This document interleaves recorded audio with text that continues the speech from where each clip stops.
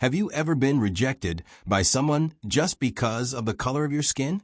And Jordan saw it firsthand, how a successful black businessman had walked in for a haircut and been told he wasn't the right clientele. What if success isn't enough? Have you ever walked into a room and immediately felt that you weren't supposed to be there? Not because of how you acted, not because of what you said, just because of who you were. That's what happened the moment Jordan stepped into Montgomery's Grooming Lounge, the most exclusive barbershop in Richmond, Virginia. The air inside was thick with the scent of expensive cologne and leather.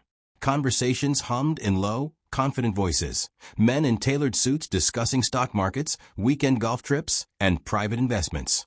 The kind of place where the powerful came to relax. Jordan had worked hard to be in spaces like this.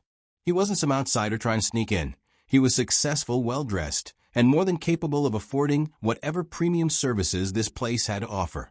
But as soon as he crossed the threshold, something shifted. The receptionist, a blonde woman in her mid-30s, glanced up from her computer. Her polite customer service smile faltered for just a fraction of a second before returning. A barber, mid-conversation with a client, flicked his gaze toward Jordan, assessing him in a way that felt just a little too long before looking away. The air, once warm and welcoming, suddenly carried an unspoken chill. Jordan didn't flinch. He had felt this before, the unspoken but undeniable shift in energy. But he wasn't here to make a scene. He was here for a haircut. He stepped up to the front desk, offering the receptionist a friendly smile. "Afternoon. I'm looking to get a cut. Do you have any availability?" Her fingers hesitated on the keyboard. "Do you have an appointment?" "No, but I saw your sign outside. It says walk-ins are welcome." She exhaled through her nose, her smile now tight and forced. "We're fully booked for the rest of the day." Jordan's brow lifted slightly. He glanced around. A barber was wiping down an empty chair. Another was casually scrolling through his phone. "Are you sure? Looks like there's an opening right now." Her expression stiffened. "I'm sorry, sir. We only take walk-ins if there's availability." Jordan let the silence stretch between them, watching her squirm just slightly. He could have left it there. Could have just walked out, found another shop, and let them keep their carefully curated space just the way they liked it. But he wasn't in the mood to let it slide. "Who's the manager?" The woman blinked. "Excuse me, the manager. Or the owner. I'd like to speak to them." Her hesitation was all the confirmation he needed. But before she could answer, a deep voice cut in. "That would be me." Jordan turned. A man in his late 50s, tall with graying hair and sharp blue eyes, approached from the back of the shop. His name tag read Edward Montgomery. Edward stopped a few feet away, his stance casual but firm. "Is there a problem?" Jordan gave a measured nod. "Yeah. I walked in looking for a haircut, but I'm being told you're fully booked, despite the fact that I see open chairs." Edward's lips curled into something that wasn't quite a smile. "We cater to a very particular clientele here. I'm sure you'd be more comfortable somewhere else." There it was. No attempt to hide it, no excuse about policy. Just a blatant, dismissive statement wrapped in a smooth, practiced tone. Jordan let out a slow breath, keeping his expression unreadable. "A particular clientele?" Edward shrugged. "You understand." Jordan chuckled, shaking his head. "Yeah, I understand just fine." A few of the customers had gone quiet, pretending not to listen while subtly tuning in.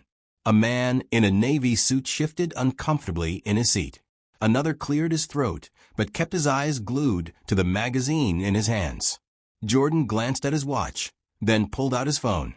With a few quick taps, he placed a call. "Hey, Jim. Yeah, I'm at Montgomery's Grooming Lounge. Seems like I'm not the right clientele for them. You mind swinging by?" Edward's smug expression flickered. "Who's Jim?" Jordan slid his phone back into his pocket. "You'll see." For the next 5 minutes, tension thickened in the air. The receptionist busied herself clicking randomly on her screen. Edward pretended to check something on his clipboard. A few of the barbers stole glances at Jordan, but said nothing. Then, the door swung open and a tall, well-dressed white man in his late 40s strode in, his presence commanding immediate attention. "Jordan. My man." Jim's voice boomed through the shop as he walked straight up and clapped Jordan on the back. Edward's expression shifted, curious at first, then cautious. Jim turned, scanning the room with sharp blue eyes. Which one of you geniuses just told my business partner he wasn't welcome? The room went silent. Edward's face lost its color. Be business partner? Jim folded his arms. That's right. Jordan and I co-own multiple businesses, including some of the biggest real estate developments in this city. And yet, somehow, he's being treated like an outsider in a shop that, correct me if I'm wrong, is supposed to serve the public. The receptionist swallowed hard. A few customers looked between Jordan and Jim, their expressions unreadable. Edward stammered. I didn't know. Jordan tilted his head. And that's the problem, isn't it? You didn't care to know. Jim let out a sharp breath. Jordan, what do you want to do?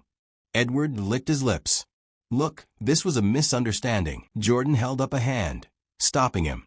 He met Edward's eyes, seeing the regret, the realization, the bitter taste of a mistake he couldn't take back.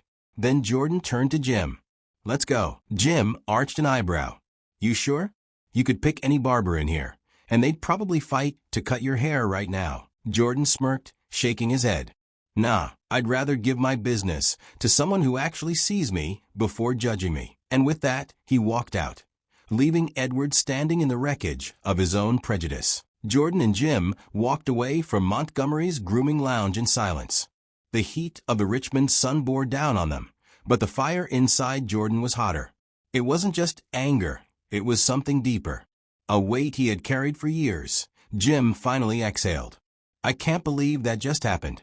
Jordan let out a dry chuckle. You can't. He glanced at Jim, his eyes sharp. I can. Jim shook his head. I mean, I know this kind of thing happens, but to you? Here? In 2025. Jordan smirked. Racism doesn't check the calendar, Jim. Jim ran a hand through his hair, frustration in his posture. Look, let me make a few calls. I know people in the local business network. Edward Montgomery's gonna regret this. Jordan shook his head. That's too easy. Jim frowned. You'd rather let it slide? Jordan's expression hardened. Oh, I'm not letting it slide. I just don't believe in cheap revenge.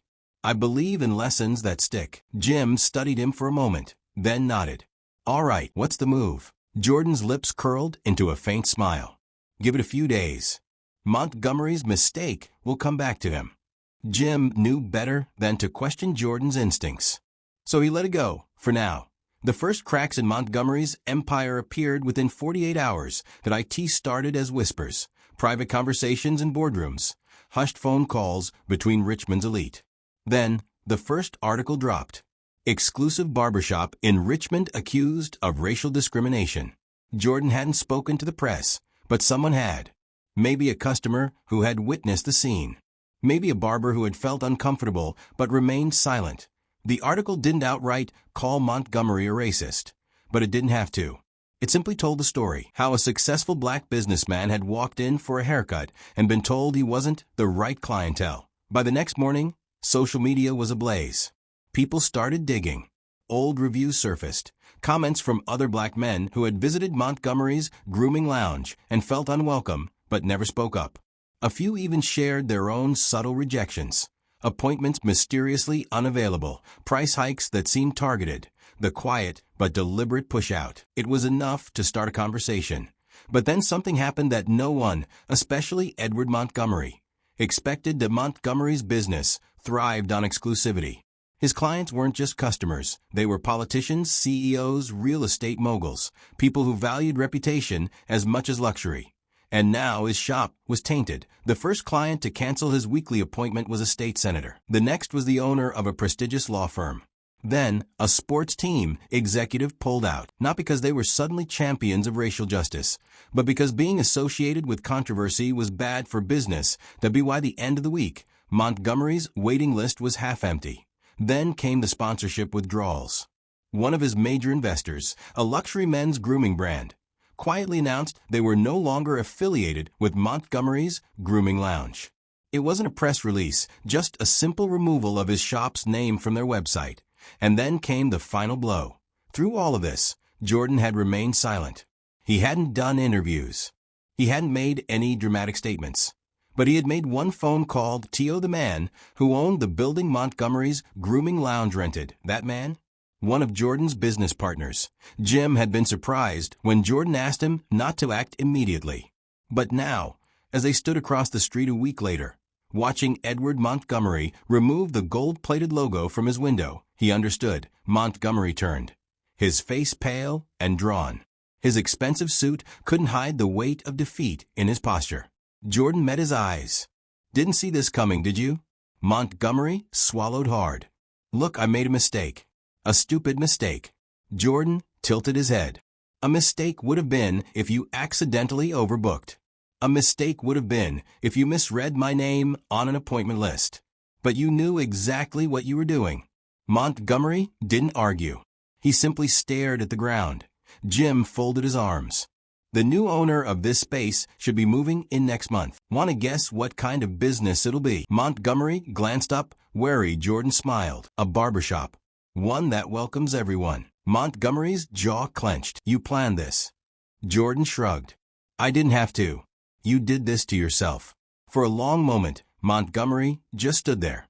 Then, with nothing left to say, he turned and walked away. A month later, the space that once housed Montgomery's grooming lounge had been completely renovated. The decor was different. The atmosphere was warmer. The new owner?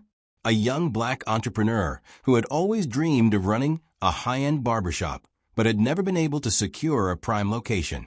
Until now, the shop's new name was printed in elegant silver letters on the window.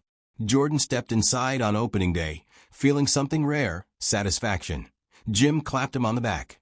"You really pulled it off." Jordan smiled. "I didn't destroy Montgomery. I just gave the world a clearer view of who he was." Jim grinned. "And in the end, that was enough." Jordan took a seat, nodding at the new owner. "Let's see what real service feels like." And this time, when he looked around, there were no hesitant glances, no unspoken judgments, just a space where he belonged. And that was worth more than any revenge could ever be.